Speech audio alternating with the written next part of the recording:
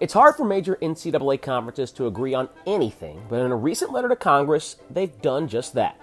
Commissioners of the Power 5 leagues, the Big Ten, SEC, Big 12, Pac-12, and ACC, want the legislature to provide a, quote, single national standard for name, image, and likeness that would protect student athletes, provide economic opportunity, and promote academics.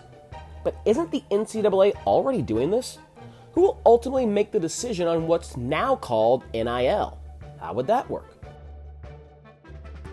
The letter continues, while we agree with the NCAA on some points related to NIL, our impression is that members of Congress are most interested in hearing the views of the universities in their home states, as well as those of the conferences to which those institutions belong.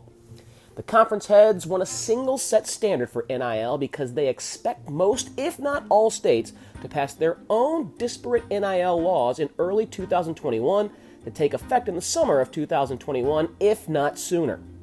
So Stadium College Football guru Brett McMurphy. Hey there.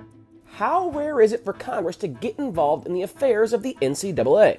Actually, back in 2009, there were members of Congress that threatened lawsuits and bills against the BCS. They wanted the BCS ended. They wanted a college football playoff.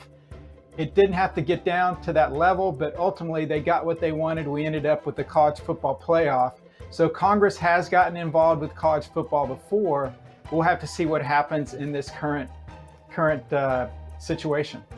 So what's going to be the NCAA's role in this as legislation works its way through Congress? So the letter that the Power 5 Conference Commissioners sent to Congress was basically a message to the NCAA. They want this resolved quickly, and they want all states to have the same rules. They don't want different rules in different states. They're afraid that the NCAA is going to take too long to get this settled, and by then it will be chaos. This was not such a subtle measure by the Power 5 conferences, so they're hoping this letter to Congress can, if you will, give a kick in the butt to the NCAA to get rolling and get moving and get this thing resolved.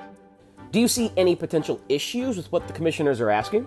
Probably the biggest negative that I've heard concerning the NILs is that the athletic directors don't like that the agents are now going to be a focal point going forward. One AD told me, look, everything we've done in the past 10, 20, 30, 40 years has been keep the agents away from the student athletes, keep the agents away from them. Now we want to put the agents up forward with the student athletes to help them, if you will, negotiate these contracts, but then they're not supposed to be able to help them as far as their future concerning the pros.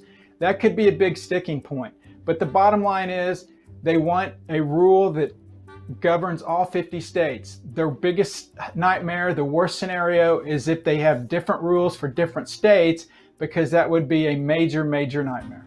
The letter goes on to establish other priorities, that collegiate athletes are students, not employees, that they don't want universities to pay NIL compensation to student athletes, and that boosters won't be allowed to engage in any NIL activity. This seems to be the basic outline of how they would want NIL legislation to function across all 50 states. So will the House and Senate be able to take up a bill before the NCAA creates its own guidelines? We'll have to wait and see. But the conference commissioners have called on Congress, and that's how it would work.